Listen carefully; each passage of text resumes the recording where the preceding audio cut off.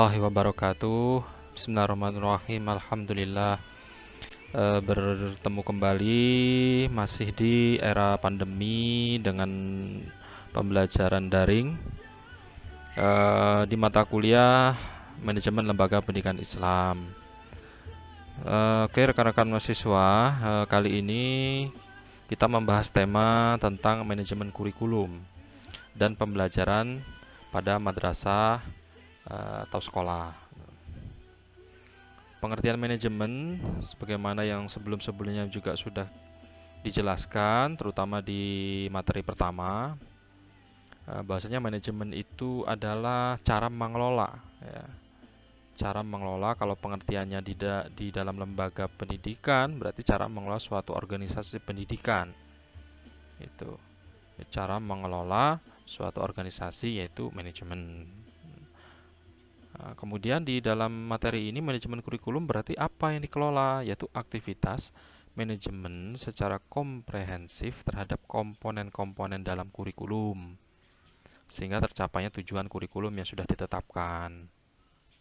Komponen-komponen dalam kurikulum apa saja? Banyak, seperti komponen besarnya, makronya itu ada ekstrakurikuler, ada kokurikuler. Kokurikuler termasuk di dalamnya mata pelajaran. Ekstrakurikuler ya seperti yang untuk penunjang dari kokurikuler atau kurikulum intinya gitu ya. Pengasahan bakat minat siswa.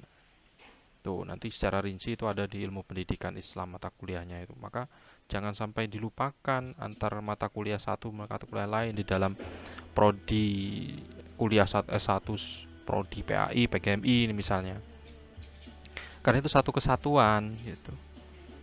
Ilmu pendidikan Islam ada kaitannya dengan mata kuliah filsafat pendidikan Islam, ada kaitannya dengan mata kuliah manajemen pendidikan Islam. Karena saling terintegrasi, saling menunjang. Itu ya.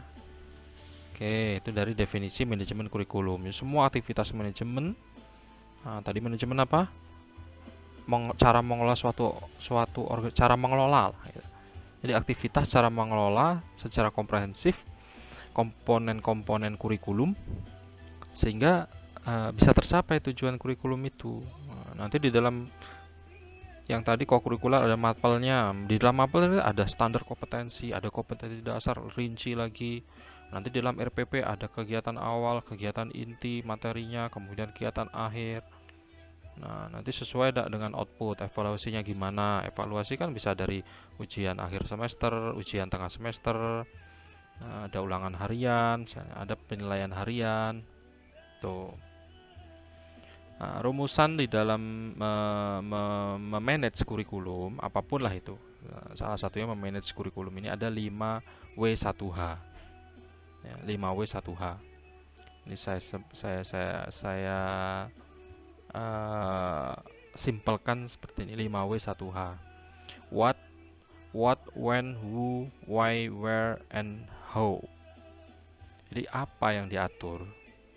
Yang diatur kurikulumnya. Kapan diatur? 5 tahunan misalnya. Workshop kurikulum 5 tahunan ya. Oleh para guru, MGMP, para ahli kurikulum misalnya. Siapa yang mengatur? Ada wakil kurikulum ya kan. Penanggung jawab inti ya kepala sekolah, wakil kepala sekolah kurikulum ada. Mengapa harus diatur? Karena sesuai dengan visi misi dari sekolah tersebut apa? Itu yang umum, yang apa ya, misalnya sekolah entrepreneur itu kan inginnya mencetak para para wirausahawan, para entrepreneur, para pengusaha. Nah, ada sekolah tahfidz berarti kan ingin mencetak para penghafal Al-Quran, tapi kan tidak bisa melepas kurikulum inti, mapel-mapel yang sudah ditentukan, yang sudah distandarisasikan oleh negara kita, Kementerian Pendidikan dalam hal ini gitu. Di mana harus diatur? Di mana? Di sekolahan, di mananya? Di kurikulernya atau ekstrakurikulernya atau gimana gitu kan. Bagaimana mengaturnya gitu. Ngaturnya gimana? Tupoksinya siapa saja?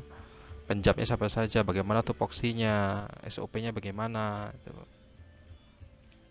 Tujuan manajemen kurikulum yaitu ya pencapaian pengajaran dengan menitik beratkan pada peningkatan kualitas interaksi belajar mengajar. Jadi menitik beratkan pada peningkatan kualitas. Jadi pencapaian pengajaran, makanya di mata kuliah lain itu ada hubungannya tadi ya.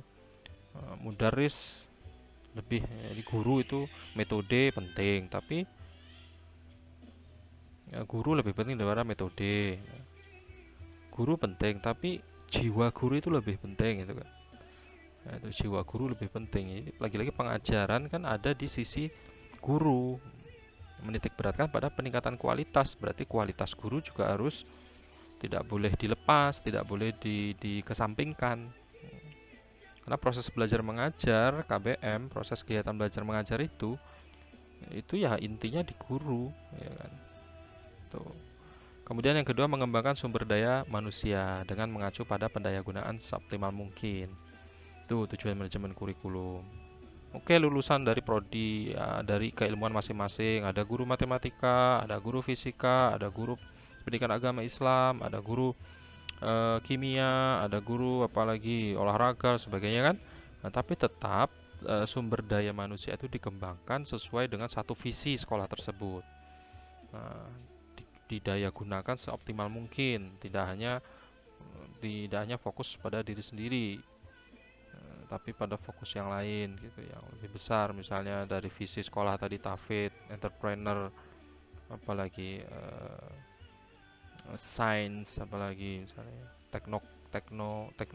teknokrat atau berbasis teknologi.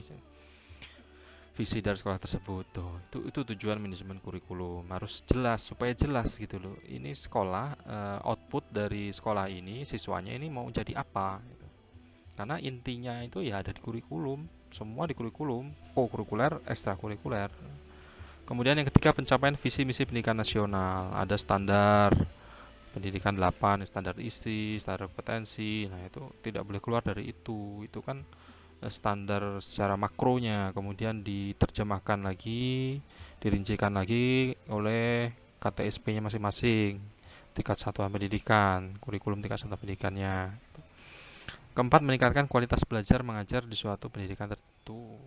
Kalau kurikulumnya baik, insya Allah baik kualitas belajarnya, jelas, rinci, ricik, efisien juga. Jangan rinci, ricik tapi mempersulit, itu juga tidak bisa meningkatkan kualitas belajar di sana. Malah gurunya disibukkan dengan kegiatan administrasi yang menyita waktu dan pikiran dari si guru itu, akhirnya tidak konsen untuk ke murid. Prinsip manajemen kurikulum berorientasi pada visi misi tujuan pendidikan. Nah, diterjemahkan lagi kepada visi misi tujuan sekolahnya. Kemudian produktivitas, pencapaian hasil. Kalau tidak ada hasil yang ditentukan, distandarkan, ya berarti tidak berprinsip dong kurikulum di sekolah tersebut, atau sekolah tersebut tidak berprinsip, tidak jelas visinya apa gitu. Tuh. Demokratis, tidak diskriminasi. Jadi tidak ada penghususan, bisa semua, makanya tertampung ke dalam tidak hanya kokurikuler saja, tapi ada ekstrakurikuler. Karena setiap anak itu beda kan, ada yang dia senang di sekolah, ada yang senang di ekstra, itu tidak bisa disamaratakan. Yang keempat, kooperatif, integrasi sumber daya manusianya harus terintegrasi, nggak boleh sendiri-sendiri, punya acara sendiri-sendiri, nggak boleh. Nah, ini lagi-lagi ya pemimpinnya ya harus bisa mengatur itu agar kooperatif, agar bisa terintegrasi. Yang kelima, efektivitas dan efisiensi, saling bersinergi, tidak boleh berjalan sendiri-sendiri. Misalnya yang umum, mapel umum ya hanya umum saja, tidak ada penjelasan pelajarannya ke arah sesuai visi sekolah itu Islami misalnya. Itu tidak boleh, harus bersinergi. Prinsip pengembangan kurikulum berorientasi pada pembentukan karakter bangsa. Tidak hanya transfer of knowledge saja, tidak hanya syukur jadi, copy paste dari sekolah yang satu. Itu harus jelas visinya apa, orientasinya, ya tidak boleh keluar dari pembentukan karakter. Sekolah Islami, misalnya sekolah Islami Jawa, Jawa Islami itu tidak apa-apa, nanti tidak meninggalkan nilai budaya, juga tidak keluar dari standar nasional pendidikan, standar pendidikan nasional. Nah, boleh itu. Nanti ekstrakurikulernya tentang kebudayaan Jawa yang Islami, boleh. Kan karakter. Kemudian kedua, fokus pada minat, bakat dan potensi peserta didik. Fokus apa minat mahasiswa itu apa, difasilitasi.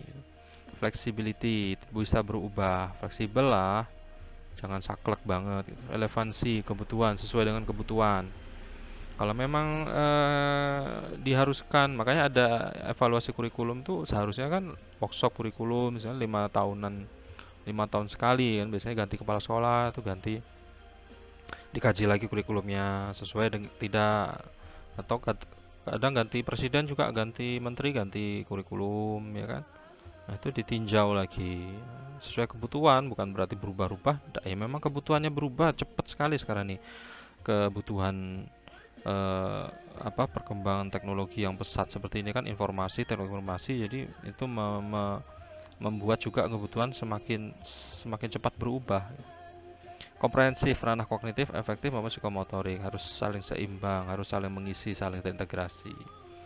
Fungsi dan peran manajemen kurikulum, penyesuaian supaya mampu menyesuaikan diri dengan lingkungan. Lingkungan berubah, kurikulum tidak dirubah, akhirnya output dari sekolah ini kurikulum lama, tidak mata pelajaran lama, tidak bisa menyesuaikan dengan kebutuhan lingkungan, kebutuhan sosial, kebutuhan masyarakat, kebutuhan kerja.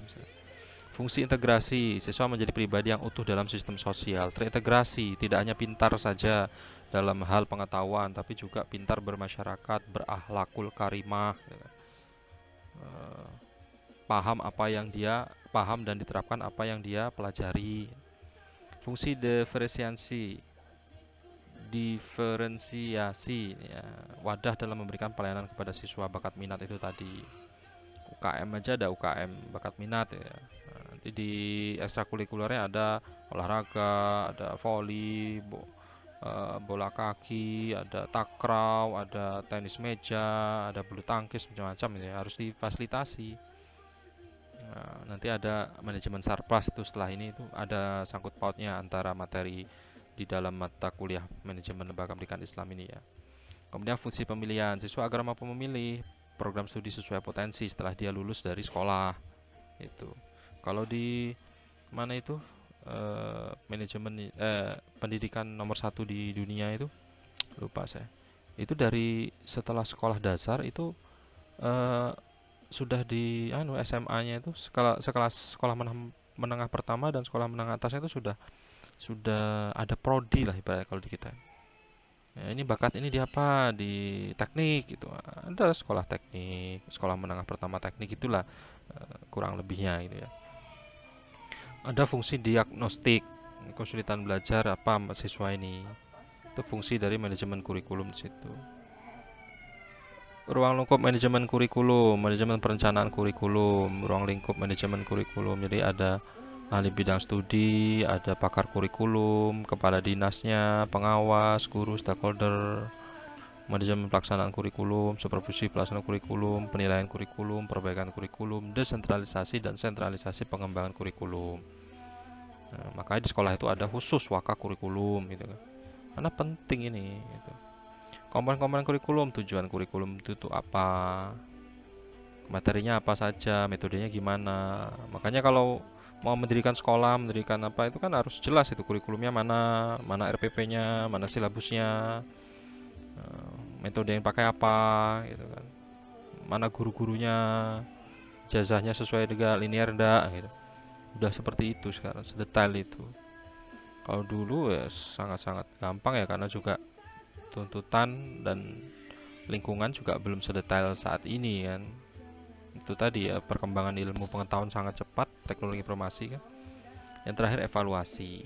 Itu penting evaluasi ini untuk menentukan tujuan kurikulum yang baru nanti apa yang diperbarui gitu.